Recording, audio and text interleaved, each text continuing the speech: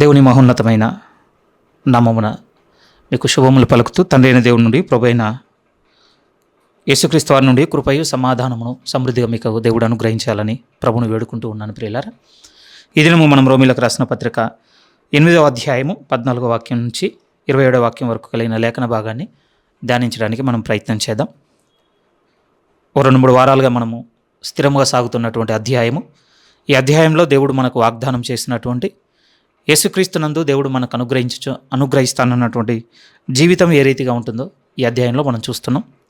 ఈ అధ్యాయంలో మనకు స్థిరంగా కనపడుతుంది ఏమిటి అని అంటే, ఏది మనకు దేవుణ్ణి దూరం చేసిందో, ఏది దేవుని దృష్టికి మనల్ని పాపులను చేసిందో, ఏది దేవుని ముందు మనల్ని శిక్షకు పాత్రలను చేసిందో, ఆ పాపం నుంచి మనల్ని విడిపించి దేవుని చిత్తానుసారమైన పరిశుద్ధమైన జీవితమును ఏ విధంగా మనం బ్రతకగలమో అటు సహాయం దేవుడు ఏ విధంగా మనకు చేస్తున్నాడో 8వ అధ్యాయం మనకు చెబుతుందని మనం నేర్చుకుంటున్నాం. ప్రియమైన వారలారా, ప్రధానంగా ఏం కనపడుతుంది ఈ అధ్యాయంలో అంటే, పరిశుద్ధాత్మ దేవుని అయినటువంటి జీవితమును మనం ఇందులో చూడడానికి ప్రయత్నం చేస్తున్నాం. ఆయన ఆత్మచేత నడిపింపబడిన వారందరూ ఆయనకి ఇష్టలుగా బ్రతకగలరన్నటువంటి గుర్తులు మనం ఇందులో చూడగలుగుతున్నాం. ప్రియమైన వారలారా, ఒకప్పుడు మనలో ఏముంది అని అంటే, మన ఇష్టానుసారంగా బ్రతికింది ఉంది, మన మనసు కోరుకున్నట్టుగా మనం వెంబడించింది ఉంది, మన ఆలోచనలు మనం నెరవేర్చుకున్నది ఉంది, మన మనసు దేన్నైతే కోరుకుందో దాన్ని అంతటినీ నెరవేర్చుకుంటూ సాగిపోయిన జీవితం ఒకప్పుడు. కానీ ఇప్పుడైతే ఆ జీవితంలో మనం చచ్చిన వారముగా ఉంటే, క్రీస్తు యేసునందు ఇప్పుడు మనల్ని మరలా బ్రతికించి, ఇప్పుడు దేవుడు ఎవరిని అనుసరించి ఎవరిని వెంబడించి నడుచుకోమంటున్నాడు అంటే, మనం ఆత్మను అనుసరించి నడుచుకునే వారమైతే జీవిస్తామన్నటువంటి విషయాన్ని ఈ అధ్యాయం మనకు స్థిరంగా నేర్పిస్తుంది. ప్రియమైన వారలారా, సరే వారము వచనం లోతుగా వెళ్తున్న కొద్దీ ఎక్కువ ప్రొలాంగ్ అవుతూ కొన్ని సంగతులు మనకు గుర్తుంటేనే కొన్ని మర్చిపోతున్నాం. కానీ బాగా గుర్తుపెట్టుకోనండి, ఈ అధ్యాయం మనకు నేర్పించే ప్రధానమైన విషయం ఏమిటి అని అంటే, దేవుడు మనల్ని జీవించుట కోరుకుంటున్నాడు అన్న విషయం మనం నేర్చుకోవాలి. 8వ అధ్యాయం బట్టి ఆయన మనల్ని జీవించాలని కోరుకుంటున్నాడు. ఎందుకంటే దేవుడు జీవమై ఉన్నాడు, ఆయన జీవం వసించుచున్నది, ఆయన మనకు జీవాన్ని వాగ్దానం చేసి ఉన్నాడు.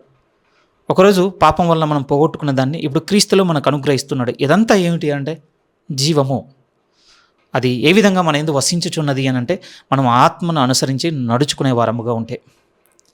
అలానే దేవుడు పరిశుద్ధాత్మ దేవుణ్ణి ఏదో మనకు దొరకనంత దూరంగానో, లేకపోతే మనం చేరుకోలేనంత ఎత్తుగానో, లేకపోతే అరణ్యాలు, ఎడారులు, ఏవో పెద్ద పెద్ద ప్రాంతాలు తిరిగి ఒక దగ్గరికి చేరుకుంటే తప్ప ఆయన మనం కలుసుకోలేము. అక్కడికి చేరుకున్న తర్వాత అక్కడి నుంచి ఆయన నడిపిస్తాడన్నటువంటి మార్గం కాదు క్రైస్తవ్యం మనకు ఏర్పాటు చేసింది. దేవుడు ఎంత గొప్ప కార్యం చేసి ఉన్నాడు అనంటే, క్రీస్తు యేసునందు మనల్ని సమస్తము నూతనపరిచి సాక్షాత్తు పరిశుద్ధ దేవుడుగా తన ఆత్మను మన యందు ఉంచి ఇప్పుడు మన యందుండి ఆయన మనల్ని నడుచుకోమంటున్నాడు. ఇప్పుడు మీరు ఆయన అనుసరించండి అన్నటువంటి విషయాన్ని ఈ మాటల ద్వారా మనకు పరిచయం చేస్తున్నాడు. ప్రియమైన వారలారా, నిజంగా ఆశ్చర్యం అండి, మామూలు ఆశ్చర్యం కాదు ఇది. ఎందుకనంటే ఆయన అనుసరించి నడుచుకునే వారముగా ఉన్నాం అనుకోండి, మనకు తెలిసిపోతుంది ప్రియమైన వారలారా ఈ అధ్యాయం ఏంటి అనేది. కానీ ఆయనను అనుసరించి నడుచుకునే వారముగా ఉంటే మామూలు ఆశ్చర్యం అంటే చిన్న ఆశ్చర్యం కాదండి ఇది. ఏంటి అని అంటే, దేవుడు మన యందు నివసించడం అనేది చిన్న మాట కాదు ప్రియమైన వారలారా. దేవాది దేవుడు మన యందు నివసించడం అనేది చిన్న మాట కాదు.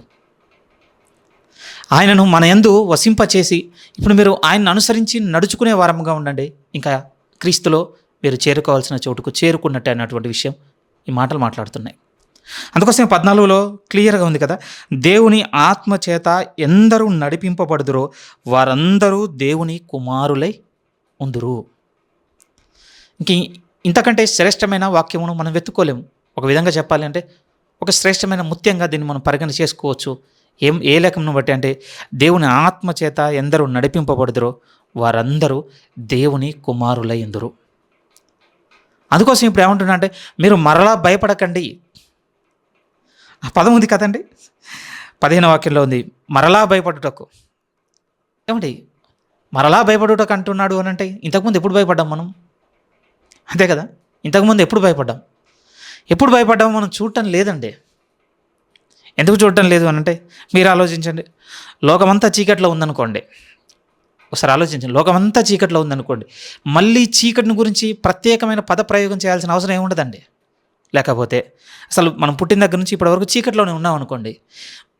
చీకటి మనకు తెలుస్తుంది అనుకుందాం ఉదాహరణకి. మళ్ళీ చీకటి గురించి మాట్లాడాల్సిన అవసరం లేదు. ఒకప్పుడు చీకట్లో ఉంటారు అన్న పదప్రయోగం ఎప్పుడు చేయాల్సి వస్తుంది చెప్పండి? ఇప్పుడు మనకు వెలుగులోనికి వచ్చిన తర్వాత అనాల్సి వస్తుంది. ఈ రూమ్‌లో మేము ఇంట్లోకి వచ్చిన దగ్గర నుంచి ఇంతవరకు మాకు కరెంట్ లేదండి అంటే దాని అర్థం ఏంటి? ఈ రోజు నుంచి మా ఇంట్లో కరెంట్ ఉందని కదా! మేము వెలుగులో ఇంటిని చూడగలుగుతున్నామని. ఇక్కడ అంటున్నాడు మరలా భయపడుటకు. ఎప్పుడు భయపడ్డాము? హెబ్రీ మాటల్లో అంటాడు కదా ప్రియమైన వారు, మరణ భయం చేత ఉన్న మనుష్యులను ప్రభు విడిపించాలనుకున్నాడట. విడిపించి ఇప్పుడు పరిశుద్ధాత్మ దేవుణ్ణి మనకు అనుగ్రహించిన తర్వాత ఇప్పుడు మళ్ళీ భయపడకండి అంటున్నాడు. ఇది మనం మరవకూడని మాట. మన జీవితంలో మన హృదయంలో చాలా భద్రంగా దాచుకోవాల్సిన మాట. ఇప్పుడు దేవుడు మనకు తండ్రిగా ఉన్నాడన్న విషయాన్ని, పరిశుద్ధాత్మ దేవుడు మన యందుండి మొరపెడుతున్నాడు అన్న విషయాన్ని ఇక్కడ ప్రస్తావిస్తున్నాడు. ఎప్పుడు అని అంటే స్థిరంగా చెప్తున్నాడు, ఆయన అనుసరించి నడుచుకుని వారమైతే. ఈరోజు మనం చూడబోయేటువంటి 27వ వాక్యం వరకు కలిగిన ఈ భాగంలో 3 విషయాలను చాలా క్లుప్తంగా మనం పరిచయం చేసుకొని ముగించుకుందాం ప్రియమైన వారలారా. 14వ వాక్యం నుంచి 27వ వాక్యం వరకు ఉన్న ఈ సందర్భంలో ఒక 3 విషయాలను మనము ప్రస్తావనకు తెచ్చుకుందాం. ఆ మూడిట్లో మొదటిది ఏంటి అంటే, ఒక విధంగా చెప్పొచ్చు వాటి ఒక 3 శ్రేష్టమైన ముత్యములుగా కూడా మనం పరిగణ చేసుకోవచ్చు. ఆ శ్రేష్టమైన ఆ 3 విషయాలు ఏమిటంటే, మొదటిది ఏమిటి అంటే, దేవుని ఆత్మ మన ఎందుండే కారణాన్ని బట్టి దేవుడు ఏమంటుండంటే, నాతో ఇప్పుడు మీ రిలేషన్ ప్రాపర్గా సెట్ అయింది, లేకపోతే నాతో ఇప్పుడు మీరు సంబంధం కలిగి ఉన్నారు. ఎవరిని బట్టి? పరిశుద్ధాత్మ దేవుడు మీ యందు ఉన్న కారణమును బట్టి. మళ్ళీ సందేహపడొద్దు. మనం ఏ విషయంలో సందేహపడద్దు, మళ్ళీ నా ఇందు ఉన్నాడా లేదన్న సందేహంలో మళ్ళీ వేరే గుర్తులు ఎత్తుకోవద్దు. మీకు పోయిన వారు నేను చాలా స్థిరంగా చెప్పి ఉన్నాను, మనం ఆత్మ స్వభావం కలిగి ఉన్నాము అని అంటే ఇక గుర్తుపెట్టుకోండి, 9వ లేఖనాన్ని బట్టి పరిశుద్ధాత్మ దేవుడు మన యందు ఉన్నాడు. ఏమండి, యేసుక్రీస్తు వారితో మన రిలేషన్ ఆయన ప్రాపర్గానే బిల్డ్ చేస్తున్నాడు ప్రియమైన. ఇప్పుడు ఏదైనా మీ యందు లోపం, నా యందు లోపం ఏదైనా ఉందంటే ఆ రిలేషన్కి ప్రాపర్ రెస్పాన్స్ ఇప్పుడు మన లోపం. ఆత్మ స్వభావం మన ఎందుకు కలిగించుచున్నాడండి. ప్రార్థన ఎందును, వాక్యం చదివినప్పుడును, ఉపదేశం విన్నప్పుడు నిజముగా ఆత్మ సంబంధమైనటువంటి స్వభావంలోనికి దేవుడు మనల్ని నడిపిస్తున్నాడు. ఆ మాటలు విన్నప్పుడు మన యందు విశ్వాసం కలుగుతుంది, మళ్ళీ ఒక నిరీక్షణ ఏర్పడుతుంది, దేవుని ఎడల ప్రేమ అధికమవుతుంది, మళ్ళీ మన పాప జీవితం మనం ద్వేషించుకోవడం ఇదంతా జరుగుతుందండి. ఇది దేని గుర్తు చెప్పండి? నిశ్చయంగా మాట్లాడుకోవచ్చు మనము, ఆత్మ స్వభావం మనకు గుర్తు. కాకపోతే మరి ఇప్పుడు లోపం ఎక్కడుంది అంటే ఆ స్వభావంకు మన సరైన రెస్పాన్స్ ఇప్పుడు మన లోపం. అలాని మనం గుర్తు చేసుకున్నాం. గతించిన ప్రీవియస్ 2 సెషన్స్లో మనం గుర్తు చేసుకుంది ఏమిటి అని అంటే, ఒకేసారి మొత్తాన్ని మనము చేరుకోలేము కనుకనే అడుగు తర్వాత అడుగు అన్న విషయాన్ని, ఆ రెస్పాన్స్ కూడా, ఆ ప్రతిస్పందన కూడా ఒక్కొక్క అడుగుతో మన జీవితంలో కడుతుందన్న విషయం మనం నేర్చుకున్నాం. అది మనం మిస్ అవ్వకూడదు ప్రియమైన వాళ్ళ. అందుకోసమే పరిశుద్ధాత్మ దేవుణ్ణి కలిగి ఉన్న తర్వాత ఒక మంచి విషయం ఏం చెప్తున్నాడు, మొదటిగా దేవునితో మన సంబంధమును రాస్తున్నాడు 14 నుంచి 17 వరకు. ఆ తర్వాత పరిశుద్ధాత్మ దేవుడు మన యందున్న తర్వాత దేవునితో సంబంధమే కాదు, దేవుడు సృష్టించిన సృష్టితోనూ, దేవుడు మనకు వాగ్దానం చేసిన భవిష్యత్తుతో కూడా ఇగో మన రిలేషన్ అనుకోండి, లేకపోతే మన అటిట్యూడ్ ఇలా ఉంటుంది అని 18 నుంచి 25 వరకు రాస్తున్నాడు.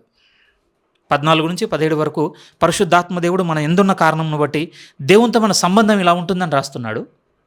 ఆ తర్వాత ఆయన సృష్టించిన ఆయన క్రియేషన్, ఆయన సృష్టితోనూ, దేవుడు రేపు మనకు వాగ్దానం చేసి అనుగ్రహించబోతున్నటువంటి భవిష్యత్తుతో వాటి పట్ల మన అటిట్యూడ్ ఎలా ఉంటుందో 18 నుంచి 25 వరకు రాస్తున్నాడు. ఆ తర్వాత 26 కావచ్చు, 27 వాక్యాలు కావచ్చు, అదే పరిశుద్ధాత్మ దేవుడు మన యందుండి ఇంకొక కార్యం కూడా చేస్తున్నాడని, ఇంకొక అద్భుతమైన విషయం ఏం చెప్తున్నాడంటే, ఆయన మన తరపున మన నిమిత్తము విజ్ఞాపన చేయుచున్నాడు మన యందుండి అని. ఏంటి ఈ 3 వాక్యాల మధ్య రిలేషన్ ఏంటి? ఈ 3 వాక్యాల మధ్య రిలేషన్ ఎందుకంటే 1 by 1 రాస్తున్నాడు కదా. ఏ సందర్భం లేకుండా ఒక మాట ఇక్కడ ఒకదాన్ని ఉద్దేశించి, దాని తర్వాత ఉన్న మాట ఎక్కడదాన్ని ఉద్దేశించి అలా ఏం రాయటం లేదండి పౌలు గారు. ఖచ్చితంగా ఒక విధంగా ఏ విధంగా చెప్పుకొస్తున్నాడు అని అంటే, ఆయన రాస్తున్న ఆలోచనలో ఏ ఆలోచనతో దీని తర్వాత ఇది రాయాలనుకున్నాడు, దీని తర్వాత ఇది రాయాలనుకున్నాడు అన్నటువంటి విషయాన్ని మనం పట్టుకోవడానికి ప్రయత్నం చేస్తున్నాం. అవును, పోయిన వారం మీతో చెప్పినట్టుగా 1 నుంచి 17 ఆల్మోస్ట్ 13 వాక్యాల వరకు 1 by 1 ఒక కన్స్ట్రక్టివ్ వేలో రాశాడు.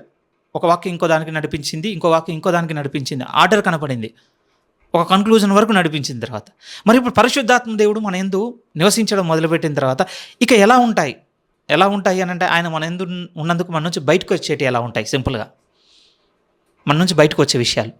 ఆ విషయాల్లో మొదటిది ఏమంటే, దేవునితో ఇక ఇలా ఉంటారు, మీ రిలేషన్ ఇలా ఉంటుంది. దేవుడు సృష్టించిన సృష్టితోనూ భవిష్యత్తుతోనూ ఇగో ఇలా ఉంటుంది మీ యాటిట్యూడ్. మూడోది ఏంటంటే ఈ 2 విషయాల్లో మీరు సాగుతున్నప్పుడు అంత ఏమనాలి మీతో అంత ఈజీగా ఏమి ఉండదు క్రిస్టియన్ లైఫ్. ఎంతగా మీరు ఎదుర్కోవాల్సి వస్తుంది పరిస్థితుల్ని అంటే ఇక మీరు విజ్ఞాపన చేయాలి, మొరబెట్టాల్సినంత పరిస్థితులు ఎదురవుతాయి మీకు. ఆ పరిస్థితుల మధ్య మీకు యుక్తంగా దేవుని సహాయం ఎలా అడగాలో మీకు అస్సలు తెలియదు. బాగా వినండి ప్రియమైన వారలారా, నేను కూడా చాలా సంవత్సరాల వరకు ప్రభుని అంగీకరించి ఆల్మోస్ట్ ఒక 8-9 ఇయర్స్ వరకు నాకు యుక్తంగా ప్రార్థన చేయరాదన్నటువంటి ఈ రెఫరెన్స్ని మధ్యలో నుంచి పిక్ చేసుకొని దాన్ని నేను ఏ విధంగా ఆలోచించేది అని అంటే, ఓకే నాకు ఎలాగో ప్రార్థన రాదు, సో ఇప్పుడు ఏంటి, ఇప్పుడు నేను మౌనంగా ఉండి అలా ఉంటే నా యందున్న పరిశుద్ధాత్మ దేవుడు ఆయనకాయనే మొరపెట్టుకుంటాడు, యుక్తమైన ప్రార్థన ఆయన చేసుకుంటాడు. సరే నా మనసుకు వచ్చిందో నా బుద్ధికి వచ్చిందో ఏవో కొన్ని పదాలు మాట్లాడేసి ఆమెనంటే సరిపోతుందన్నటువంటి అవగాహన చాలా సంవత్సరములు నేను కొనసాగించాను. ఎందుకంటే అంతే ప్రియమైన వాళ్ళారా, మెచ్యూరిటీ అనేది దేవునితో నడుస్తున్న కొద్ది వస్తుందనే విషయం మనం మరవకూడదు కదా. కానీ సందర్భంలో చూసినప్పుడు ఎలా ఉంటుంది అని అంటే, ఆయన మన యందు నివసిస్తున్నప్పుడు దేవునితో ఒక రైట్ రిలేషన్ మనం కలిగి ఉండి ఒక రైట్ యాటిట్యూడ్ మన చుట్టూ ఉన్నటువంటి ఈ సృష్టితోనూ రేపటి దినమున కొరకు ఒక రైట్ యాటిట్యూడ్ మనం కలిగి ఉన్నప్పుడు ఈ రెండింటిని మనం బ్యాలెన్స్ చేసే విషయంలో ప్రియమైన వాళ్ళారా ఎంత పెయిన్ని మనం ఎదుర్కొంటామో ఆ పెయిన్లోనండి ఒక సరైనటువంటి వేడుకొనుట, ఒక సరైన విధంగా దేవుని బతిమలాడుకొనుట మనకు అప్పుడు తెలియదు. అప్పుడు ఆయన మనకు సంపూర్ణంగా సహాయం చేస్తాడని సందర్భంలో చూసినప్పుడు నాకు చాలా ఆదరణ కలిగింది ప్రియమైన వాళ్ళారా. ఈరోజు ఆ మాటలే మనం చూడాలి. ఫస్ట్ పోయిన వారం కొంచెం మనం ఎండింగ్లో జ్ఞాపకం చేసుకుందే, మళ్ళీ ఆ మాటలు మనం జ్ఞాపకం చేసుకుందాం. 14 నుంచి 17 వరకు మళ్ళీ ఒకసారి కొంచెం నేను చదవడానికి ప్రయత్నం చేస్తున్నాను. దేవుని ఆత్మచేత ఎందరూ నడిపింపబడదరో వారందరూ దేవుని కుమారులై ఉందరు. ఏలైనగా మరలా భయపడుటకు మీరు దాస్యపు ఆత్మను పొందలేదే కానీ దత్తపుత్రాత్మను పొందితిరి. ఆ ఆత్మ కలిగిన వారమే మనము అబ్బా తండ్రి అని మొరపెట్టుచున్నాము. మనము దేవుని పిల్లలమని ఆత్మ తానే మనతో కూడా సాక్ష్యమిచ్చుచున్నాడు. మనము పిల్లలమైతే వారసులము, అనగా దేవుని వారసులము, క్రీస్తు కూడా మహిమ పొందుటకు ఆయనతో శ్రమ పడినేలా క్రీస్తు తోడి వారసులం. పోయిన వారం మనం ధ్యానిస్తున్నప్పుడు కొన్ని సందర్భాలను మనం మెడిటేట్ చేస్తున్నప్పుడు బ్రీఫ్గా మనం గుర్తు చేసుకుంది ఏమిటి అని అంటే, దేవుడు తన పరిశుద్ధాత్మ దేవుని మనకు అనుగ్రహించడాన్ని బట్టి ఇదిగో మనల్ని స్వీకరించి ఉన్నాడు ఆయన కుమారులు కానీ మనం పోయిన వారం గుర్తు చేసుకోవడం జరిగింది ప్రియమైన వారలారా. ఎందరు అంగీకరించారో వారందరూ దేవుని పిల్లలకు అగుటకు అధికారం ఇవ్వబడెను. దేవుడు కేవలం ఆయన పిల్లలుగా మాత్రమే కోరుకోవటం లేదు, మనల్ని ఎదిగి కుమారులుగా ఉండే చోటు కోరుకుంటున్నాడు. భౌతికంగా మనుషులుగా మనం కోరుకునేదే, పుట్టిన బిడ్డలు ఎవరు కూడా నెలల ఆ స్థితిలో ఉండాలని ఎవరు కోరుకోరు. ఎదిగి ఒక కుమారుడిగా ఒక ప్రయోజకుడుగా కావాలని సగటు తండ్రి ఏ విధంగానైతే కోరుకుంటాడో అదే తత్వం దేవుడిలో కనపడుతుంది. దేవుడు కూడా అంటున్నాడు మనల్ని పిల్లలుగానే ఉండాలని దేవుడు కోరుకోవటం లేదు, కుమారులు కావాలి. ఎందుకు కుమారులు కావాలి అని అంటే, మనకున్న భౌతిక విధానంలో మనకి ఏం తెలిసిందే, గర్భాన పుట్టిన పిల్లలే మన ఆస్తికి కర్తలు, లేకపోతే మనకు వారసులు. మన సాంప్రదాయం ఇది, మన విధానం ఇది. కానీ దేవుని దృష్టికి ఎలా ఉంది అని అంటే, ఆయన వారిని ఎంచటం లేదు ఆయన వారసులుగా. ఎవరైతే కుమారులుగా అవుతారో వారిని ఎంచుకుంటున్నాడు ఆయన వారసులుగా. దానికి మనం గుర్తు చేసుకున్నాం. పౌలు గారు రాస్తున్న ఈ మాటలు రాస్తున్న కాలానికి రోమా ప్రభుత్వపు సాంప్రదాయంలో ఒక కట్టడం ఉంది, వారు అది అనుసరించేవారని మనం గుర్తు చేసుకోవడం జరిగింది. ఆధారం ఇంటర్నెట్లోనే ఉంది, వెతుక్కోవడానికి ప్రయత్నం చేయాల్సి వస్తుంది, అంతకుమించి ఏం లేదు ప్రియమైన వాళ్ళ. ఒక రోమా ప్రభుత్వపు పౌరుడుగా ఉన్నాడు అనుకోండి ఒక వ్యక్తి, ఉదాహరణ మనం అనుకుందాం, మనమే ఒక రోమన్ సిటిజన్ అనుకోండి. ఎప్పుడు మనం సంపాదించిన మన ఆస్తి అంతటికి ఒకరిని ఆస్తికర్తగా చేస్తూ ఉంటే వాడు వారసుడు అవ్వడానికి ఎంచబడాలంటే వాడు కుమారుడు అవ్వాలి. ఆల్మోస్ట్ 14 సంవత్సరాల టైం తీసుకుంటారట ప్రియమైన. అంటే నా గర్భాన పుట్టేశాడు ఈ బిడ్డ, ఇక్కడ నుంచి మొత్తం ఆస్తికి కర్త అని అనడానికి లేదు. ఆ తండ్రి మన యందు గురి కలిగితే వీడు ప్రయోజకుడు, వీడు వారసుడని అతని దృష్టికి ఏమన్నాలి అంగీకారం కలిగితేనే నియమించుకుంటాడట ప్రియమైన వాళ్ళారా. దేవుడు కూడా అలానే కనపడుతున్నాడు చూడండి. దేవుడు కూడా ఏమంటున్నాడంటే, మనం ఆయన ఆత్మచేత నడిపింపబడితే ఎక్కడికి వచ్చి నిలబడతామంట, ఆయన కుమారులముగా నిలబడతామంట, ఆయన కుమారులుగా. అప్పుడు అంటున్నాడు దేవుడు, ఇప్పుడు ఆయన ఆత్మచేత నడిపింపబడి నా కుమారులైన వారందరినీ నేను ఎవరినిగా నియమించుకుంటున్నాను, లేకపోతే ఎవరినిగా నేను దత్తపుత్రుని చేసుకున్నాను, ఎవరినిగా నేను స్వీకరిస్తున్నానంటే నాకు వారసులుగా.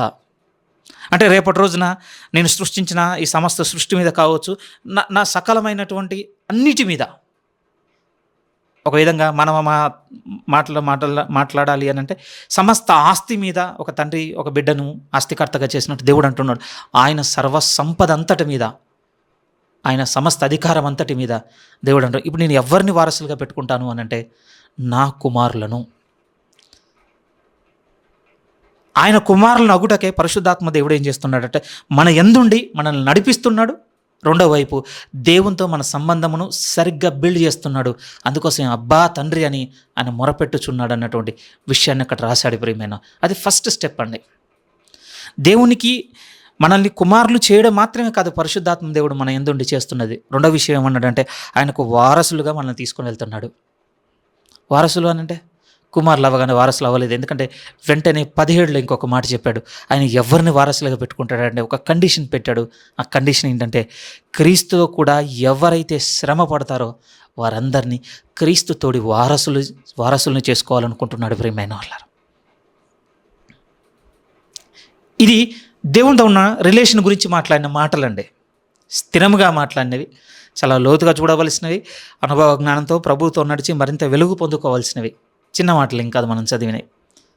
ఇదిగో మనము దేవుని 17 మళ్ళొకసారి మనం పిల్లలమైతే వారసులము. పిల్లల నుంచి కుమారుల నుంచి వారసుల వరకు కనపడుతుందండి ఆర్డర్ మనం చదివిన మాటల్లో. మనం పిల్లలమైతే వారసులము. ఆ వారసత్వం స్థాయికి మనం చేరుకోవాలంటే ఊరికి అవ్వదట.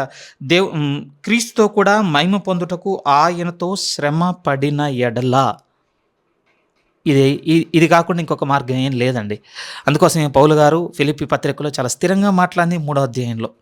నాకు కలిగిన సమస్తమును పెంటగా ఎంచుకొని ఒక మార్గంలో నేను పరిగెత్తుతున్నాను. ఏ మార్గంలో అంటే క్రీస్తు పొందిన శ్రమలలో కొదవైన వాటిని నా యందు నెరవేర్చుకున్నటకును, ఆయన శ్రమలను ఎరుగుట ఎట్లో, ఆయన పునరుత్థాన బలమును ఎరుగుట ఎట్లో, ఆయన శ్రమలలో పాలివాడు నగునట్లుగా చాలా సమస్తమును వ్యర్థముగా ఎంచుకొని పెంటగా ఎంచుకొని వెనకే విడిచిపెట్టి ముందుకు సాగుతున్నాడట. ఎందుకు ఇంతగా ఆతురపడుతున్నావు, ఎందుకు ఇంతగా వదులుకొని సాగుతున్నావు పౌలు గారు అంటే ఆయన అంటున్నాడు, నేను ఆయనతో కూడా శ్రమ పడితేనే రేపు నేను ఆయన మహిమలో ఆయనతో కూడా వారసునిగా ఉంటాను. లేకపోతే నిరభ్యంతరంగా నిస్సందేహంగా నన్ను కూడా పక్కన పెట్టేస్తాడు. మనం ఈరోజు అనుకుంటుండొచ్చు మన గర్భాన పుట్టిన పిల్లలు కాకపోతే ఇంకెవరు నా ఆస్తి మొత్తానికి వారసులని. కానీ రోమా హక్కు కింద ఉండుంటే ఏం లేదు ప్రియమే, ఎంతమంది పిల్లలైనా 100 మందిని కనియండి, ఎంతమందినైనా కనియండి, వాళ్ళందరూ కూర్చొని వాళ్ళ నాన్న మీద కేసు వేసినా ఆ ప్రభుత్వం ఏం చేస్తుందంటే ఈ తండ్రి తన దృష్టికి ఎవడు వారసుడని అనుకుంటాడు, నిర్ణయించుకొని ఎంపిక చేసుకుంటాడు, అతడే ఆ ఇంటి మొత్తానికి వారసుడు. అంతే. మీరు ఎంతమంది వచ్చి అర్గీ చేసినా మేము ఇంతమంది పిల్లలం ఈయనకే పుట్టామని మీరు ఎన్ని DNA సర్టిఫికెట్లు తెచ్చినా నో యూస్. రేపు కూడా అంతే ప్రియమైన వాళ్ళారు. మనము క్రీస్తుతో కూడా శ్రమ పడకుండా మనము ఒక విధంగా మత్తయి సువార్తలో ప్రభు మాటలన్నీ మాటలే ఉంటాయి కదా. ప్రభు నీ నామముని ఇవి చేయలేదా, నీ నామమును అవి చేయలేదా, XYZ ఇది నా మినిస్ట్రీ, ఇది నేను ఆత్మలను సంపాదించింది, ఇది నేను ఖర్చు XYZ ఏదైనా చెప్పొచ్చండి. ఆ రోజు నిశ్చయంగా దేవుడు చెప్తున్నమాట, నా కుమారునితో మీరు శ్రమ పడిన ఎడల. అందుకోసమే సంఘమునకు స్థిరంగా బోధిస్తూ సాగించాలనుకుంటున్నది ప్రియమైన వాళ్ళారా. ప్రభు నామం నిమిత్తం మనం శ్రమ పొందుటకు పిలువబడ్డామన్న విషయాన్ని మనం అసలు మరవకూడదు. ఆ గురితోనే సాగాలి, నిశ్చయంగా ఆ గురితోనే సాగాలి. అందుకోసం వెంటనే 17 ఇలా చెప్పి 18 చూడండి, వెంటనే ఆ మాట రాయబడింది అలానే, మన ఎడల ప్రత్యక్షము కాబోవు మహిమ ఎదుట ఇప్పటి కాలపు శ్రమలు ఎన్నదగినవి కావని ఏం చూస్తున్నాను. పౌలు గారు అంటున్నమాట, ఆయన జీవితంలో లేని రాయటం లేదు. నా జీవితం మాత్రమే ఇలా శ్రమల గుండా పోయింది, కానీ బాగా గుర్తుపెట్టుకోండి, మిమ్మల్ని మాత్రం దేవుడు బాగా సపోర్ట్ చేస్తాడు, మీ వెనకే ఉన్నాడు, మీకు ఏం కాకుండా తీసుకెళ్తాడు, అలా ఏం చెప్పటం లేదండి. నేను వెళ్ళిన మార్గమే నా ప్రభు వెళ్ళిన మార్గము, ఆ ప్రభు వెళ్ళిన మార్గంలో నేను వెళ్ళాను, రేపు పిలువబడుతున్న మీరు అందరం వెళ్ళాల్సిందే. ఒక విషయం మర్చిపోకండి, దేవుడు మనకు వాగ్దానం చేసిన ఆ మహిమ ఎదుట ఇప్పటి కాలపు శ్రమలు సరిపోతాయి అనుకుంటున్నారా మీరు? ఏమంటే ఇది మామూలు వ్యక్తి చెప్తే చాలా మామూలుగానే తీసుకునే వాళ్ళం ప్రియమైన వాళ్ళారా. కానీ చెప్పిన వ్యక్తి ఎవరు అని అంటే ఆయన బయోగ్రఫీ బైబిల్లో చదివితే ఆశ్చర్యం అండి. మనకు తెలుసు ప్రియమైన వాళ్ళారా, మనం ప్రభు యొక్క శ్రమ గురించి చదవాలంటే ఎంత చదవగలము అని అంటే సువార్తల్లోనే చదవగలం. దట్టు ప్రభు శిలువ శ్రమను మాత్రమే చూడగలము, మనం అంతవరకే చూడగలమండి. పౌలు గారి యొక్క బయోగ్రఫీ మనం ముందేసుకొని ఆయన పత్రికలు చదివితే, అపోస్తల కార్యములు చదివితే ఎంత కనపడుతుంది అని అంటే ఆయన దినాలన్నీ రక్తంతో నిండిన దినాలే ఉన్నాయి ప్రియమైన వాళ్ళారా. ఆశ్చర్యమే కదండి. రాళ్ళు రువి కొట్టి జనులు ఏమనుకున్నారట తెలుసా, వీడు చనిపోయాడు అనుకొని ఈడ్చుకొని వెళ్ళి పట్టణం వెలుపల పడవేసినటువంటి ఘట్టము పౌలు జీవితంలో ఎదురైందండి. అయ్యో అది మచ్చుకు చాలా చిన్నది ఒకటి. కానీ కొరింథీ పత్రికలో 2వ పత్రిక 11వ అధ్యాయం రాసుకున్నప్పుడు ఒక లిస్ట్ అంతా రాశాడు కదండి. వెర్రివాని వలె మాట్లాడుచున్నా. నేను కూడా క్రీస్తు దాసున్నే, నేను కూడా క్రీస్తు పరిచారకున్నే. నా ఎందుకు గుర్తులు లేవనుకుంటున్నారా? ఆ లిస్ట్ చదువుదాం చూడండి ఒకసారి. ఆ మాట చదువుకొని ఇక్కడికి వద్దాం. కొరింథీయులకు రాస్తున్నటువంటి 2వ పత్రిక 11వ అధ్యాయం. ఎందుకు ఈ మాటలు చదువుతున్నామంటే, మన ఎదుట ప్రత్యక్షము కాబోవు మహిమ ఎదుట ఇప్పటి కాలపు శ్రమలు ఎన్న తగినవి కావని పలుకుతున్న ఈ వ్యక్తి అనుభవం చూసి వచ్చి ఆ మాట చదివితేనే మనకు అర్థమవుతుంది ప్రియమైన వాళ్ళ. మళ్ళొకసారి గుర్తు చేసుకున్న తప్పేం లేదు. 23 నుంచి, వారు క్రీస్తు పరిచారకుల, కొరింథీయులకు రాస్తున్న 2వ పత్రిక 11వ అధ్యాయం 23 నుంచి, వారు క్రీస్తు పరిచారకుల వెర్రివాని వలె మాట్లాడుచున్నాను. నేను మరి ఎక్కువగా క్రీస్తు పరిచారకును, మరి విశేషముగా ప్రయాసపడుతుని, మరి అనేక పర్యాయములు చెరసాల్లో ఉంటని, అపరిమితముగా దెబ్బలు తింటిని, అనేక మార్లు ప్రాణాపాయములలో ఉంటని, యూదుల చేత 5 మార్లు ఒకటి తక్కువ 40 దెబ్బలు తింటిని, ముమ్మారు బెత్తములతో కొట్టబడితిని, ఒకసారి రాళ్లతో కొట్టబడితిని, ముమ్మారు ఓడ పగిలి శ్రమ పడితిని, ఒక రాత్రింబగళ్ళు సముద్రంలో గడిపి తిని, అనేక ప్రయాణములలోను, నదుల వలనైన ఆపదల్లోను, దొంగల వలనైన ఆపదల్లోను, నా స్వజనుల వలనైన ఆపదల్లోను, అన్యజనుల వలనైన ఆపదల్లోను, పట్టణముల ఆపదల్లోను, అరణ్యంలో ఆపదల్లోను, సముద్రములో ఆపదల్లోను, కపట సహోదరుల వలన ఆపదల్లోనూ ఉంటుంది. ఈ చదివిన లిస్ట్ అంతా ముందున్న వర్డ్ ఏంటో తెలుసా అండి? ముందున్న వర్డ్ ఏంటో తెలుసా? అనేక పర్యాయములు. ఆ పదం చాలా బాధ పెట్టింది ప్రియమైన వాళ్ళ ఈ వారంలో. మన జీవితంలో ఒకసారి కోల్పోతేనే, లేకపోతే ఒకసారి నష్టపోతేనే, లేకపోతే ఒకరి చేత మనం దొంగిలింపబడితేనే, ఒక్కసారికేనండి ఎన్నోసార్లు దేవుణ్ణి మనం క్వశ్చన్ చేస్తుండొచ్చు మన ప్రార్థనలో. నా పరిస్థితులు ఇవి కదా ప్రభా, నా అవసరం ఇది కదా, నువ్వు అన్నీ తెలుసు కదా నీకు, ఎందుకు నువ్వు అనుమతి ఇచ్చినావు, లేకపోతే ఎందుకు ఆ పరిస్థితిలో నన్ను కాపాడలేదు, నన్ను దాయలేదు. ఎన్నో ఉంటాయి ప్రియమైన వాళ్ళారా. ఒక ఆస్తి కాడనే కాదండి, అనారోగ్యం దగ్గరను, అన్నిటి దగ్గర ఒక్కసారికే. కానీ భక్తుడు రాస్తూ అనేక పర్యాయములు. ఇప్పుడు మీరు చెప్పండి, ఈరోజు మనం చేసే ఒక ప్రార్థన ఉంది కదా, ఈ భక్తుడు ఎన్నిసార్లు చేయబద్దుడండి? మన జీవితంలో కొన్ని వాటికే మనం, నేనేమి ఏదో అతీతుడిని కానీ నేనేం మాట్లాడటం లేదు ప్రియమైన వాళ్ళారా. అందుకోసం కలిపి మనము కొన్ని పరిధిలోకే ఇంతగా దేవుని అడుగుతున్నాం కదా.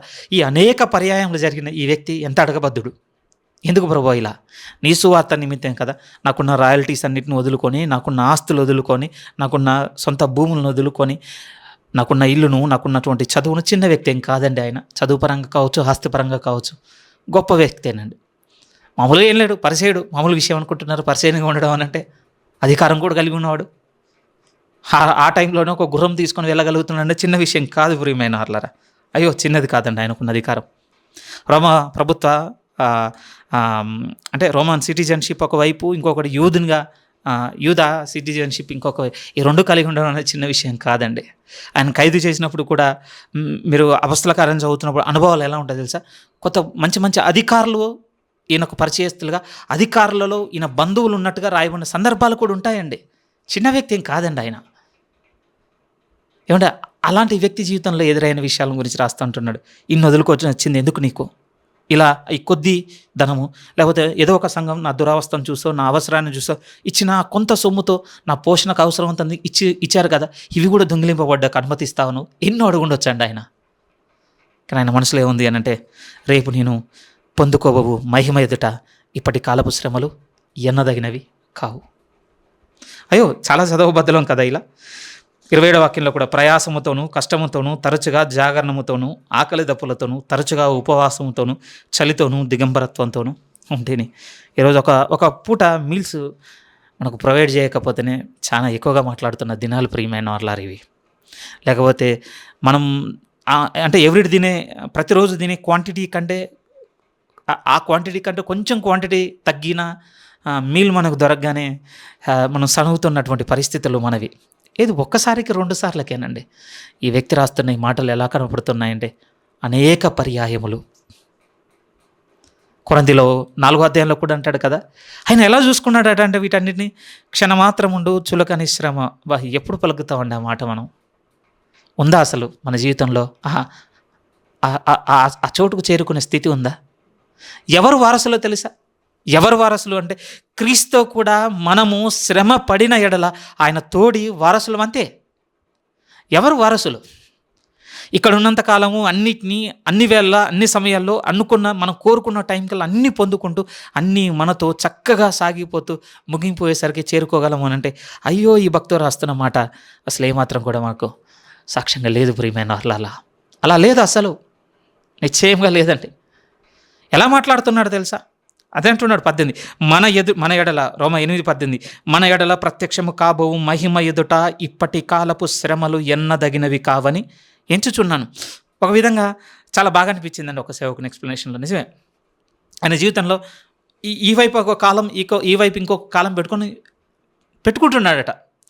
నేను ఎదుర్కొన్న ఈ శ్రమ ఇది, ఈ ఉపద్రవం ఇది, ఈ అనారోగ్యం ఇది, ఈ ఆకలి దప్పులు ఇది, ఈ ఈ సముద్రంలో ఓడ బద్దలైపోయిన ఈ పరిస్థితి అంతా ఈ కాలంలో రాసుకొని, వీటిని వెంటనే ఈ కాలంలో అన్నిటికీ రీప్లేస్గా ఏం రాసుకుంటున్నాడు అంటే దేవుని వైపున నిత్యత్వము.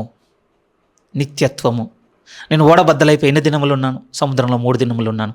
కానీ దీనికి ప్రతిగా రేపు దేవుడు నాకు ఇస్తున్న మహిమలో నేను ఎంతకాలం ఉంటాను? నిత్యత్వము.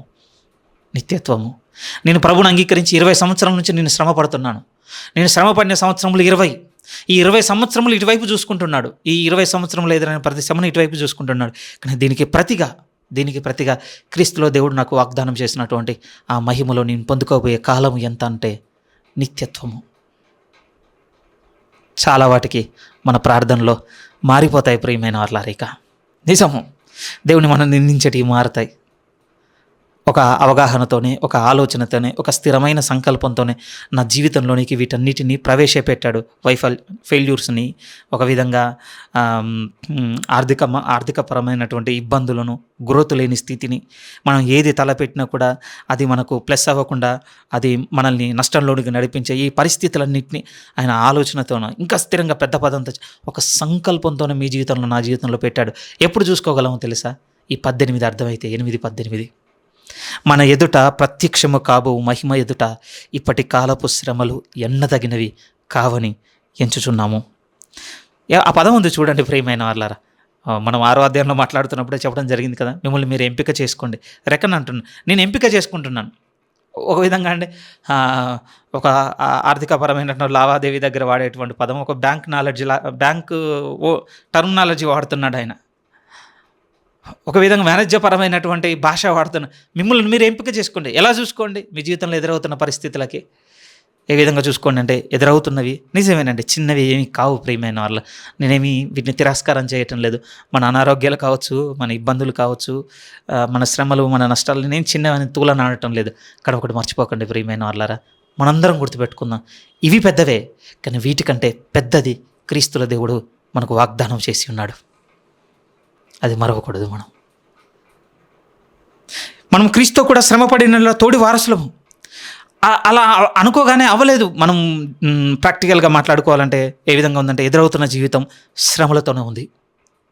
దేవుడు కూడా దాన్ని అంగీకరిస్తున్నాడు. అయ్యో, నేను మిమ్మల్ని మోసం చేసి పిలుచుకోలేదు, నా దగ్గరకు వస్తే మీ జీవితం చాలా పూలపానుపుతో ఉంటుంది, మీకు చాలా సౌకర్యంగా ఉంటుంది, ఆశీర్వాదాలు, లాభాలు, ఆనందాలు పొందుకోవడాలు, ఈ స్థితితోనే మీరు అనుదినం ఉల్లసిస్తారని దేవుడు చెప్పడం లేదు. ఇప్పటి కాలపు శ్రమలు ఉన్నవి ఈ జీవితంలో. కానీ మర్చిపోకండి, మీరు పొందబోవు మహిమ ఎదుట ఇవి చాలా చిన్నవి. ఇంకా పదం అన్నాడు, ఎన్నదగినవి కావు. అయ్యో, ఏ విధంగా చెప్పాలండి? ఏ ఎగ్జాంపుల్తో మాట్లాడగలం? ఏ విధంగా మాట్లాడగలం? అప్పుడప్పుడు అనిపిస్తుంటుంది, ఇప్పుడే బంగారానికి ప్రతిగా మట్టిస్తే ఏమంటాం చెప్పండి? ఇగో నీ దగ్గర ఈ బంగారం అంతా నేను గతంలో తీసుకున్నాను కదా, దానికి ప్రతిగా దానికంటే 2 బరువుతో ఇగో నా దగ్గర ఉన్న మట్టి ఇస్తున్నానంటే ఏమంటాడు చెప్పండి? ఏం మాట్లాడుతున్నావు? నీకేమైనా పిచ్చా? దానికి దీనికి ఏమైనా అసలు పోలికుందా? అంతే కదండి. ఎలా మాట్లాడతాం? దేవుడు అంటున్నాడు, మీరు మర్చిపోకండి, ఇప్పుడు మీరు ఎదుర్కొంటున్న ఈ శ్రమలు నేను ఇవ్వబోతున్న మహిమకు ఎన్నిక అవుతాయని మీరు అనుకుంటున్నారా? కానే కావు, అసలు ఎన్నదగినవే కావు. చాలా పెద్ద పదం ప్రియమైన వాళ్ళారా, అది ఎన్నదగినవే కావు. వెలుగులో చూద్దాం ప్రియమైన వాళ్ళారా దేవుని, చీకట్లో చూసింది చాలు. మనం చీకట్లో అంటే నా అర్థం ఏంటంటే, మన సౌకర్యమైన జీవితం అండి, మన స్వార్థమైన జీవితం, మన చీకటి. వాస్తవానికండి, ఈ రోమపత్రిక మొదలుపెట్టిన 3వ అధ్యాయం నుంచి 7వ అధ్యాయం వరకు సాగినటువంటి ఇక సెల్ఫ్, నేను ఆ సెల్ఫ్ అనేదండి 8లో అసలు లేదండి. ఫుల్ స్టాప్ అంతే. ఇంకా 8లో ఆనవాలే లేదు అసలు. నేను అని ఒక సెల్ఫ్ లైఫ్కి అసలు స్కోపే లేదు ప్రియమైన వాళ్ళారు ఇక్కడ. అందుకోసం దేవుడు అంటున్నాడు, మీరు మర్చిపోకండి. ఎన్నదగిన అనుకుంటున్నారా? ఇక చీకట్లో చూసింది చాలు దేవుణ్ణి. నీ స్వార్థమైన జీవితంతో నువ్వు దేవుణ్ణి వెతుకుంది చాలు, వెంబడించింది చాలు, ఆరాటపడింది చాలు, అనుకున్నది అర్థం చేసుకుంది అంతకన్నా చాలుగా అయిపోయింది. ఇప్పుడు వెలుగులో చూడగలిగితే వెలుగులో దేవుడు అంటున్నాడు, నేను మీకు రేపు ఇవ్వబోవు మహిమ ఎదుట ఇప్పటి కాలపు శ్రమలు ఎనదగినవే కావు. ఆ తర్వాత చూద్దాం ప్రియమైన 19 నుంచి సాగగలిగితే 25వ వాక్యం వరకు ఇక ఏం చెప్పబోతున్నాడు అంటే, దేవునితో మన రిలేషన్ రాసిన తర్వాత అండి, పరిశుద్ధాత్మ దేవుడు మన ఎందున్న కారణాన్ని బట్టి ఇలా ఉంటుంది దేవునితో మన రిలేషన్. ఆయన ఆయన చేత మనం నడుచుకున్నామంటే ఆయన కుమారులుగా మనం పిలువబడతాం. అక్కడే తీసుకెళ్తాడు. అబ్బా తండ్రి అని మనల్ని మొరపెట్టి దగ్గర పెడతాడు. ఊరికే కాదు, అంతేకాదు, ఇంకా ఇంకా అక్కడి నుంచి తీసుకుని వెళ్ళి ఆయన తోడి వారసులుగా చేస్తాడు. మీరు మర్చిపోకండి, ఎదురవుతున్న శ్రమలు బట్టి కురుంగకండి, అసలు ఎన్నదగినవే కావవి. నేను అందుకోసం నా మాటగా కూడా కాదు, అనుభవించి సఫర్ అయినటువంటి వ్యక్తి మాటని చూసుకున్నాం. చిన్న మాటలు కాదు అతను మాట్లాడేది. మీరు ఫిలిప్పి చదవండి, గలతీ చదవండి, కొరింథీ పత్రికలు చదవండి, అపోస్తల కార్యములు చదవండి, ఇట్టే కనపడుతుందండి ఆ భక్తుడు పడిన శ్రమ. ఇది దేవునితో రిలేషన్. ఇప్పుడు రెండో ఇంకొక అద్భుతమైన ముఖ్యంగా ఏ విషయాన్ని చెప్పబోతున్నాడంటే, ఇలాంటి దేవుని వెంబడిస్తున్నప్పుడు ఆయన సృష్టించిన సృష్టితో కూడా ఇగో మన అటిట్యూడ్, మన వ్యక్తిత్వం ఇగో ఇలా ఉంటుంది ఇప్పుడు దేవుడు చేసినటువంటి ఆయన సృష్టిని, రేపు దేవుడు ఇవ్వబోతున్న జీవితం పట్ల మన వ్యక్తిత్వం పరిశుద్ధాత్మ దేవుడు ఇలా బిల్డ్ చేస్తున్నాడని 9 నుంచి 25 రాస్తున్నాడు. ప్రియమైన ఆ మాటలు చదువుదామండి. 9 నుంచి, దేవుని కుమారుల ప్రత్యక్షత కొరకు సృష్టి మిగుల ఆశతో తేరిచూచుచూ కనిపెట్టుచున్నది.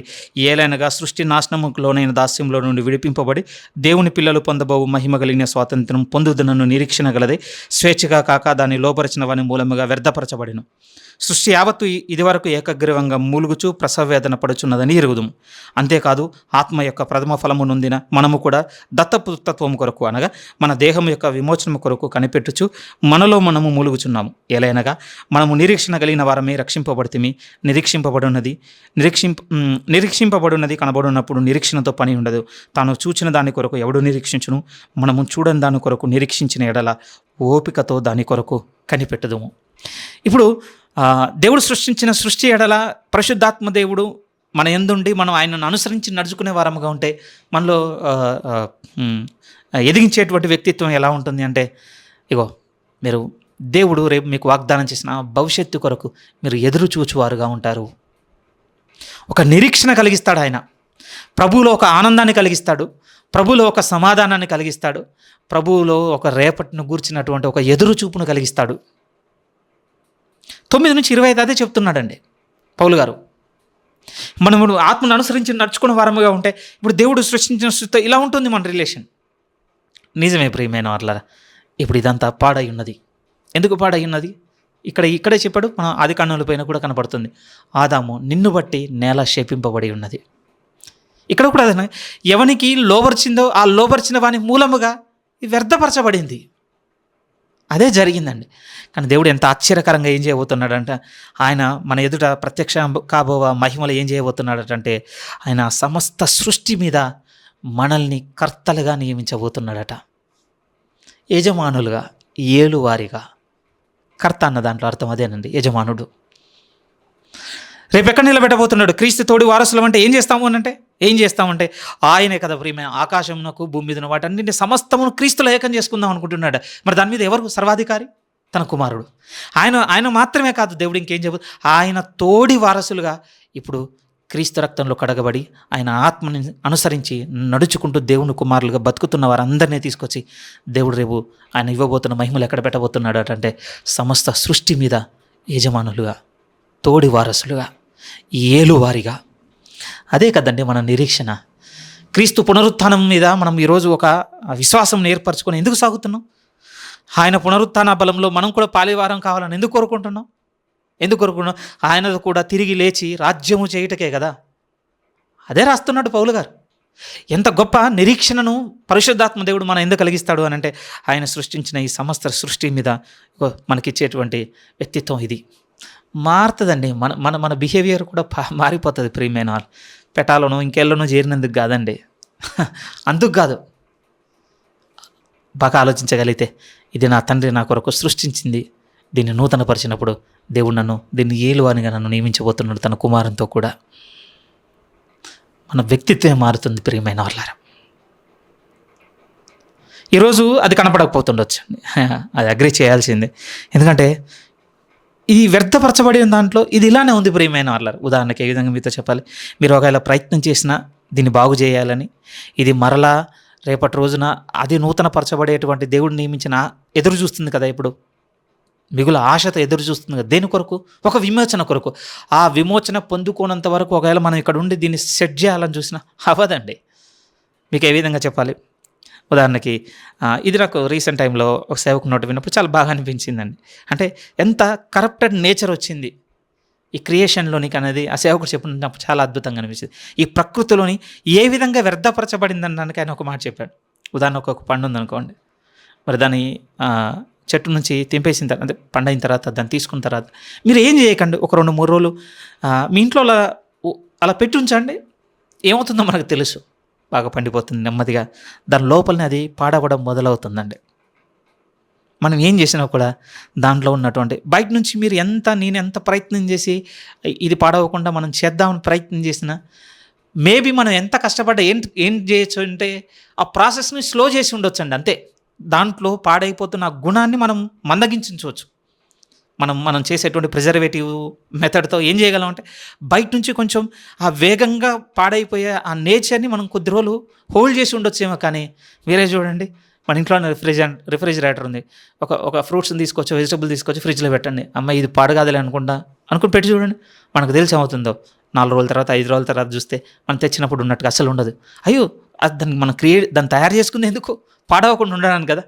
బయట ఉన్న వాతావరణానికి కంప్లీట్ ఆపోజిట్ వాతావరణం దాని లోపల క్రియేట్ చేసి ఒక మెకానిజం అంతా పనిచేస్తుంది కదా లోపల. బట్ ఏం జరుగుతుంది చెప్పండి? ఒక్కటి చెప్పొచ్చు, ఆ వ్యర్థపరచబడినటువంటి దాని కరప్టెడ్ నేచర్ని మనం ఏమీ చేయలేమండి. బట్ బాగా వినండి ప్రియమైన వాళ్ళు. ఇప్పుడు మీకు నాకు ఉన్న ఒక వ్యక్తిత్వం ఏంటి అంటే క్రీస్తులో ఉన్నందుకు పరిశుద్ధాత్మ దేవుని బట్టి ఈ సృష్టి ఎడల మీకు నాకు ఉన్నటువంటి యాటిట్యూడ్ ఏమిటి అంటే రేపు దేవుడు దీన్ని నూతనపరిచినప్పుడు ఇక ఇలా ఉంటుంది. ఎలా ఉంటుంది అంటే పాడైనట్టుగా ఉండదు.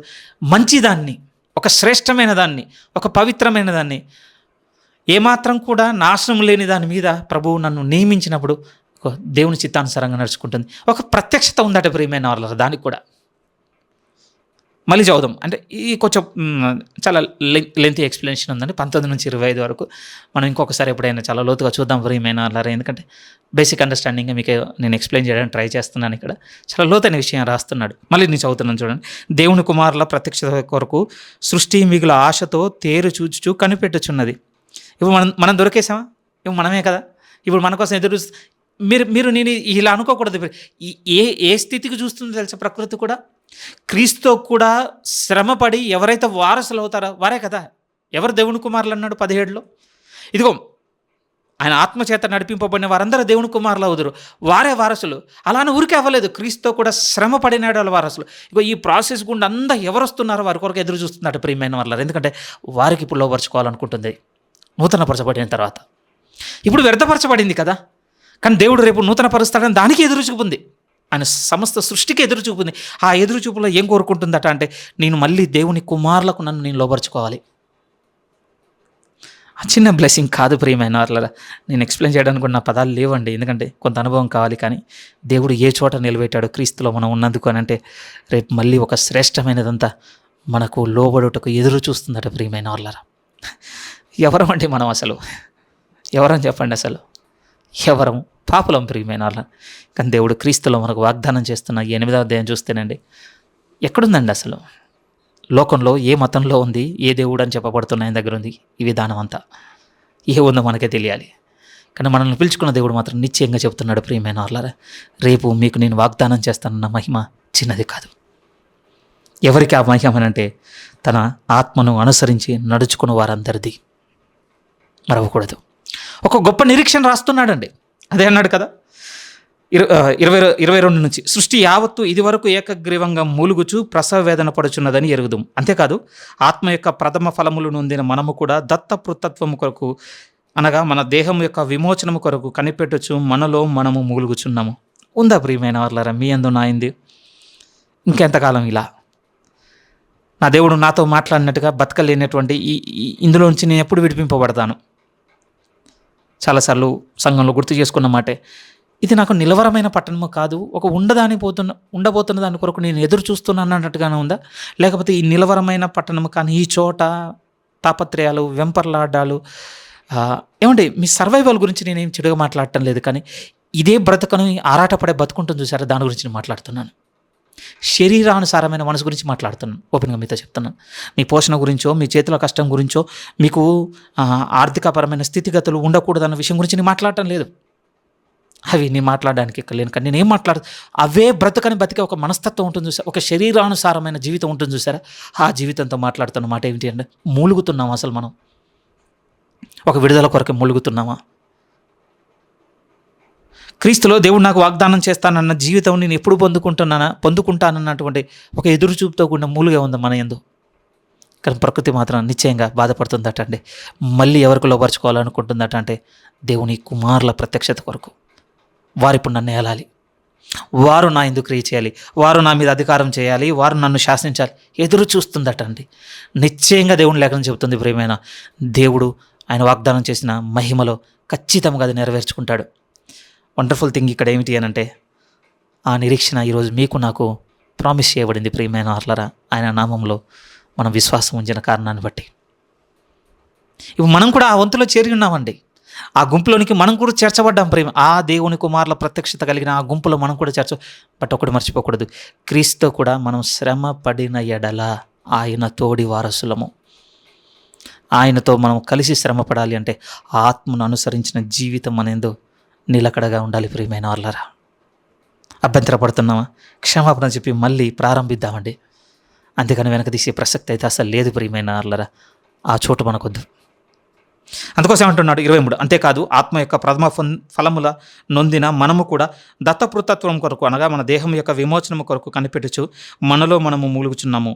ఏలైనగా మనము నిరీక్షణ కలిగిన వారమే రక్షింపబడుతుంది. ఏంటి మన హోప్? ఇక్కడ మన హోప్ ఏంటి చెప్పండి?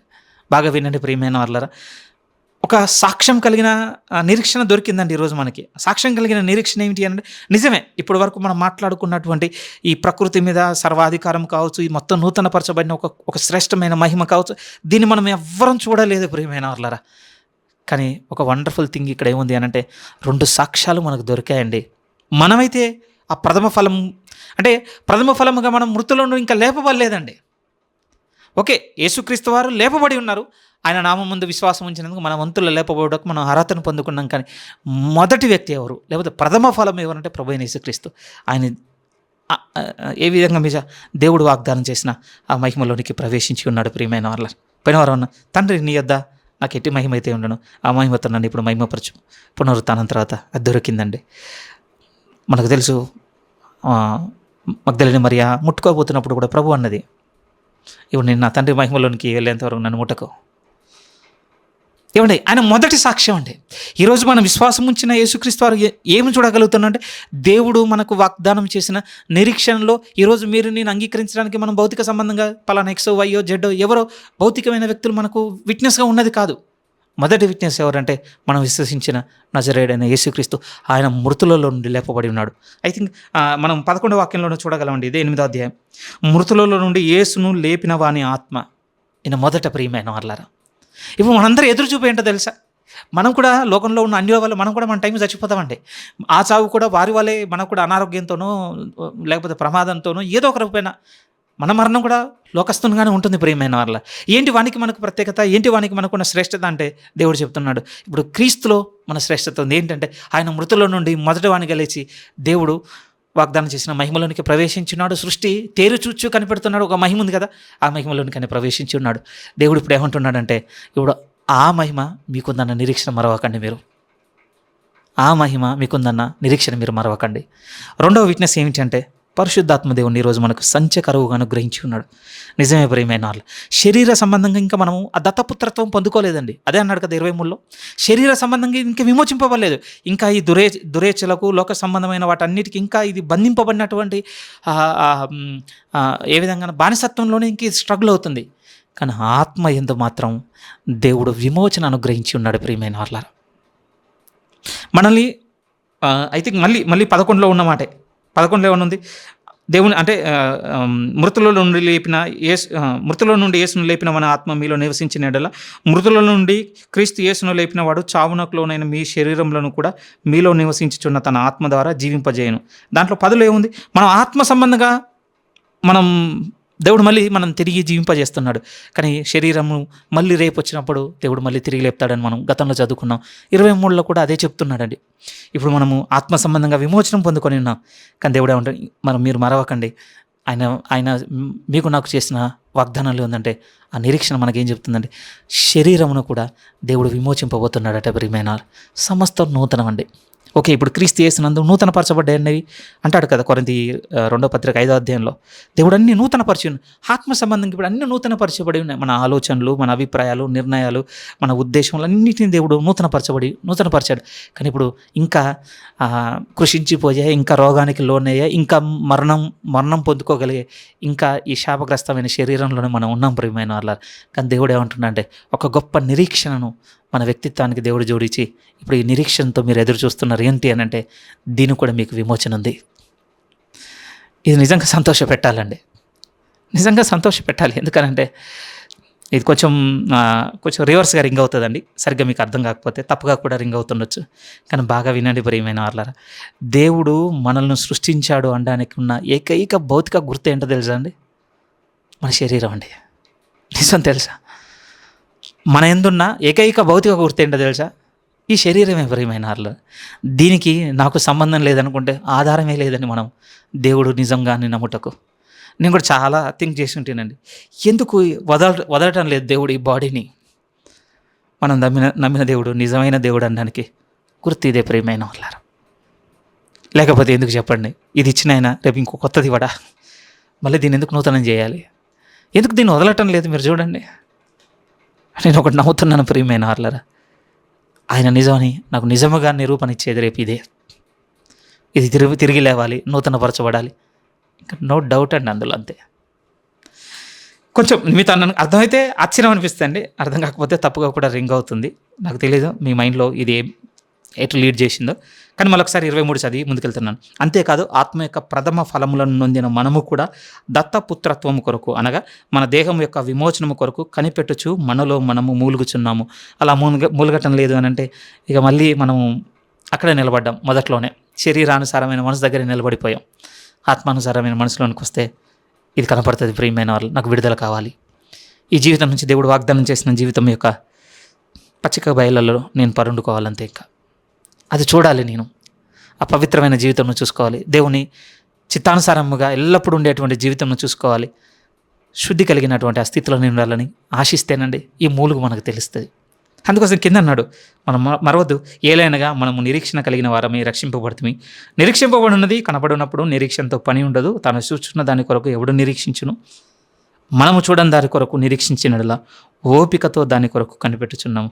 మనకున్న ఏకైక ఏమైనా విట్నెస్ ఉంది అని అంటే ప్రభువైన యేసుక్రీస్తు వారు, పరిశుద్ధాత్మ దేవుడు. కానీ స్ట్రెయిన్ థింగ్ ఏంటంటే ఈ ఇద్దరిని కూడా మనం ఎవరూ చూడలేదండి. అందుకోసం మన ఎదురు చూపు నిజంగా యేసుక్రీస్తుని చూసినా లేకపోతే పరిశుద్ధాత్మ దేవుని మనం చూసినా ఇంకెక్కడిది? నిరీక్షించింది కనపడితే నిరీక్షణతో ఏం పని ఉంది? అంతే కదా ప్రియమైన వాళ్ళ. నిరీక్షణ కలిగిన వారమే రక్షింపబడుతుంది. ప్రభు అన్నమాట తోమాతో, తోమా నువ్వు చూసి నమ్మి ఉన్నావు, నీతో ఒక నిశ్చయమైన ఒక మాట చెప్తావు, చూడక నమ్మిన వారు మరి ధన్యులు. ఒక ధన్యవచనం మన కొరకు నిలిచి ఉన్నది. ఆ నిలిచి ఉన్న ధన్యవచనమును నెరవేర్పు కొరకు ఎదురు చూస్తున్నాం ప్రియమైన వాళ్ళారా. మనం ఈ 19 నుంచి 25 వాక్యముల వరకు దేవుడు సృష్టించిన సృష్టితోనూ రేపటి గురించినటువంటి జీవితంతోనూ మన వ్యక్తిత్వం బిల్డ్ చేస్తున్నాడు పరిశుద్ధాత్మ దేవుడు. ఆ తర్వాత వెంటనే ప్రియమైన వాళ్ళరా ఇలా సాగుతున్నప్పుడు అండి ఈ రెండింటి మధ్య మామూలు నలుగుడు ఏముండదండి. ఏ రెండింటి మధ్య? దేవుని కుమారుడుగా లోనే అంటే దుష్టత్వమునకు లోనైన ఈ లోకమందు బతుకుట, పరిశుద్ధ దేవుని కుమారునిగా దుష్టలోకంలో మనం బతుకుట అనేది చిన్న విషయం ఏం కాదండి. ఓకే, ఈరోజు నేను నిర్ణయం తీసుకున్నాను కనుక ఇక రేపటి నుంచి నాకు అడ్డేది రాదు, నన్ను ఎవరు అభ్యంతరపరచరు.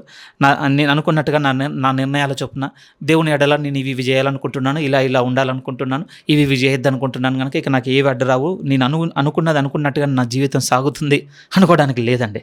ఎందుకు లేదంటున్నానంటే మనకు తెలిసి ఏం జరిగింది మన జీవితంలో. మనం ఏదనుకున్న దానికి రివర్స్ అయిపోతుందండి. అంతే కదా. అందుకోసమే ప్రియమైన వాళ్ళరా ఇలాంటి స్ట్రగుల్ మధ్య పరిశుద్ధాత్మ మీకు యుక్తముగా దేవుని సహాయం మీకు అడుగుట తెలియదు కనుక ఆ పరిశుద్ధాత్మదేవుడే నీ యందు నా యందు ఉండి దేవునికి మొర పెడుతున్నాడట ప్రియమైన వాళ్ళారా. చిన్నదేం కాదండి, చిన్నది అసలే కాదు ప్రియమైన వాళ్ళు. ఓకే, దేవుడు అనుకున్నట్టుగా బతకుండా ఉంటేనండి అసలు పరిశుద్ధాత్మ దేవుని మొర మనకు అసలు తెలియదండి. కానీ నిజంగా అండి ప్రతి శోధనకు మనము దాంట్లో పడిపోకుండా దాన్ని ఎదిరించే క్రమంలో చాలా వేదన పడుతూ, మనల్ని మనం చాలా దుఃఖపరుచుకుంటూ, దేవుని ఎదుట బాగా గోజాడుకుంటున్నప్పుడు అప్పుడు నిశ్చయంగా చూడగలుగుతామండి పరిశుద్ధాత్మ దేవుడు మన యందుండి మొరపెడుతున్న మొరను. ఓకే. అది మీకు నాకు వినపడదు ప్రియమైన వాళ్ళారా. కానీ అది మరి ఎట్లా అగ్రీ చేస్తావు బ్రదర్? ఆ పరిశుద్ధాత్మ దేవుని మొర అంటే మనము దాని నుంచి తప్పించుకొను ఒక మార్గం మనకు మన జీవితంలో ఎదురైంది అనంటే ఎవరు మన గురించి విజ్ఞాపన చేస్తే ఆ వే ఓపెన్ అవుతుంది చెప్పండి? పరిశుద్ధాత్మ దేవుడు చేసుంటేనే కదా. నిజం ప్రియమైన వారు. అలా మన శోధనలను తప్పించుకొని శోధనలో పడిపోకుండా కాపాడిన ప్రతి సందర్భమందు మీ నిమిత్తం నా నిమిత్తము విజ్ఞాపన చేసింది మొరపెట్టుకున్నది ఎవరంటే పరిశుద్ధాత్మ దేవుడే. ఎప్పుడు వాటి యందు పడొద్దు అని మనం వేదన పడినప్పుడు, మూలిగినప్పుడు, మొరలిడినప్పుడు, నిజం ప్రియమైన వాళ్ళ అది రాకముందే నేను ఐఎమ్ రెడీ టు ఇండల్జ్ అన్నట్టుగా నేను ఇక్కడ నీకోసం ఎదురు చూస్తున్నాను. ఎప్పుడు నాకు ఈ మొహం చూపు ఎదురవుతుందా, లేకపోతే ఎప్పుడు ధనాపేక్ష ఎదురవుతుందా, నేను ఎదురు చూస్తున్నాను, రెడీగా ఉన్నాను రానగానే దాంట్లోనే మనం ఉల్లసిస్తున్నాం అనుకోండి, ఇంకెక్కడ మొరా. అందుకోసం 26, 27 చదువుకుందాం. వచ్చే వారం కొంచెం లోతుగా దీన్ని చూద్దాం ప్రియమైన వాళ్ళ ఈ అధ్యాయం ముగింపు వరకు. మళ్ళీ చూడండి 26 నుంచి, అటువలే ఆత్మయు మన బలహీనతను చూచి సహాయము చేయుచున్నాడు. ఏలయనగా మనము యుక్తముగా ఎలాగో ప్రార్థన చేయవలనో మనకు తెలియదు కానీ ఉచ్చరింప శక్యము కానీ మూలుగులతో ఆ ఆత్మ తానే మన పక్షముగా విజ్ఞాపనము చేయుచున్నాడు. మరియు హృదయములను పరిశోధించువాడు ఆత్మ యొక్క మనసు ఏదో ఎరుగును. ఏలయనగా ఆయన దేవుని చిత్త ప్రకారము పరిశుద్ధుల కొరకు విజ్ఞాపనము చేయుచున్నాడు. ఒకసారి నేను ఒకసారి ఈ రిఫరెన్స్ని ఇలా ఒక వాక్యమును మనసుకు తెచ్చుకొని మెడిటేట్ చేసి క్లోజ్ చేసుకున్నాను. మన డే టు డే ప్రేయర్ అండి, మన అనుదిన ప్రార్థన. దేవుడు ఒకవేళ మన ప్రార్థన వైపు చూస్తే ఏం కనపడుతుండొచ్చు మన ప్రార్థనలో? మళ్ళీ మనం చేసుకునే అనుదిన ప్రార్థన ఉంది కదా, దీన్ని దేవుడు మన వైపు చూస్తే ఏం కనపడుతుండొచ్చు?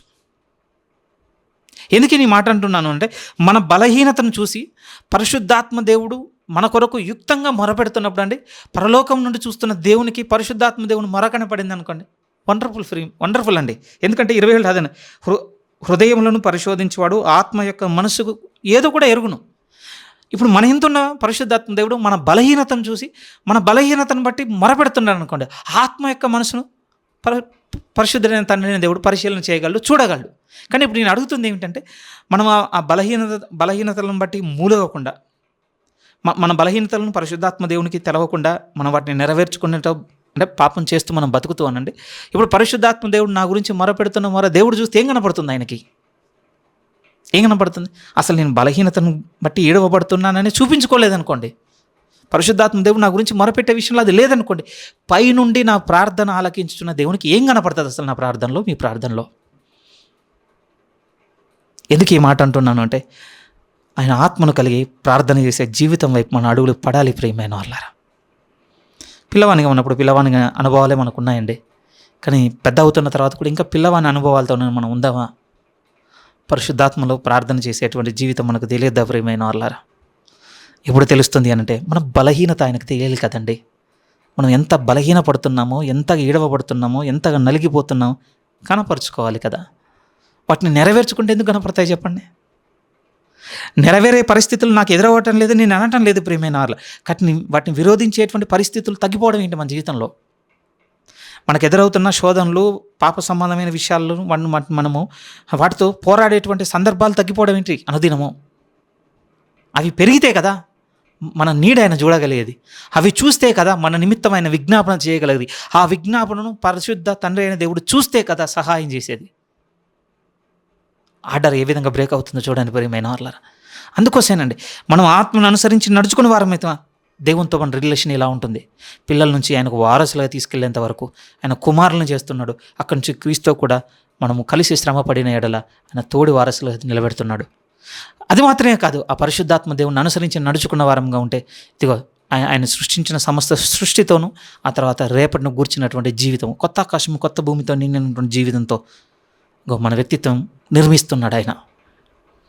ఒక గొప్ప నిరీక్షణలోనికి మనం అది చాలా సంతోషంతోనూ సమాధానంతోనూ ఎదురు చూపుతో నిండి ఉన్నటువంటిదండి, చిన్నదేం కాదు. మూడో విషయం ఏమిటి అంటే, ఈ రెండిట్లో సాగుతున్నప్పుడు ఈ భూ సంబంధంగా ఉన్న దినాలు మామూలుగా స్ట్రగుల్ ఉండదు ప్రియమైన వాళ్ళారా. మనం తీసుకున్న ప్రతి నిర్ణయానికి వ్యతిరేకమైన శోధనలు ఎదురవుతుంటాయి. మనం మన జీవితంలో ఒక కట్టుబాటు చేసుకున్న ప్రతిసారి ఆ కట్టుబాటుని మనము అతిక్రమించేటువంటి పరిస్థితులు మనకు ఎదురవుతుంటాయి. ఆ పరిస్థితులు ఏందో మొత్తానికి మొత్తం మనం వెనక తీసి ప్రభులో పడిపోయే వారం కాకుండా మన నిమిత్తం మూలుగుతున్నాడట. ఇక ఇతనికి యుక్తంగా అడగడం రావట్లేదు సహాయం నీ నుంచి. ఇంకో ఇది ఇతని అవసరం. ఇంకో ఈ విషయంలో ఇతను బలహీనంగా ఉన్నాడు.